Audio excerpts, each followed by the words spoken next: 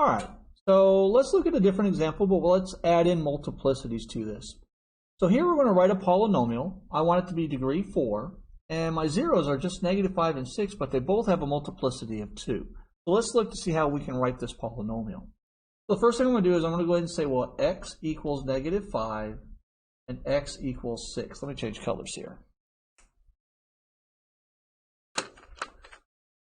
So here I'm going to add my 5, so I have x plus 5 equals 0, and then I have x minus 6 equals 0.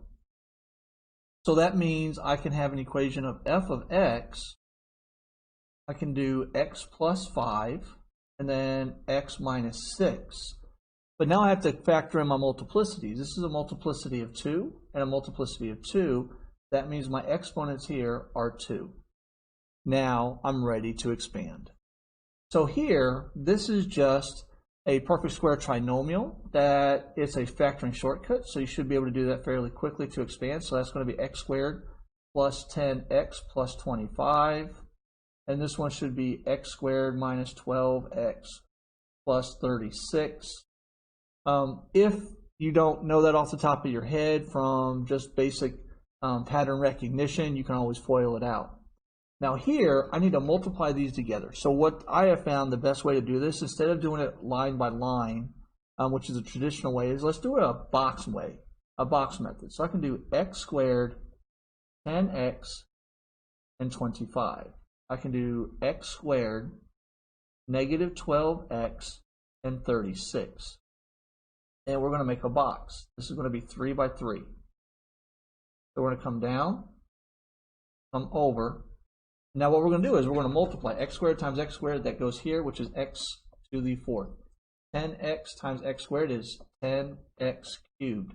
25 times x squared is 25x squared. Now, rinse and repeat. X squared times a -12x is a -12x cubed. 10x times a -12x is a -120x. And 25 times a -12x should be a negative, so that should be, there we are, 3/4 now, should be -300. Let me double check just to make sure. Yeah, it's -300x. And then x squared times 36 is 36x squared. 10x times 36 is 360x. And 25 times 36, well, that's 900. Now, all I have to do is look at my diagonals and I'll be finished. So right here, I just have the x to the 4th. Here, I'm going to add my diagonals because they're both x cubes. Well, a -12x cubed.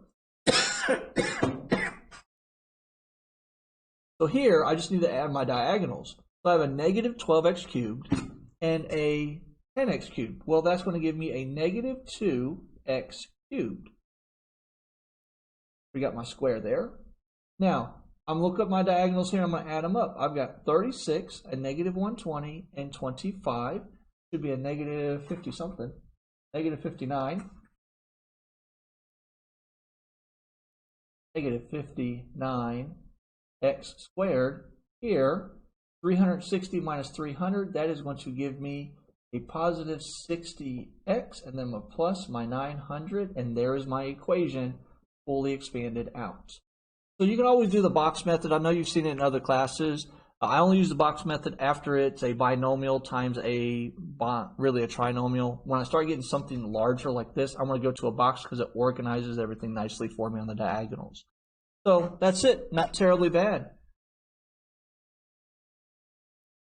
Hi, I'm Mr. Buzzard, and these videos are supplemental instruction for my students. If you found the video enjoyable, make sure you click the like button and click subscribe, as well as the bell for notifications to receive future videos on high school mathematics.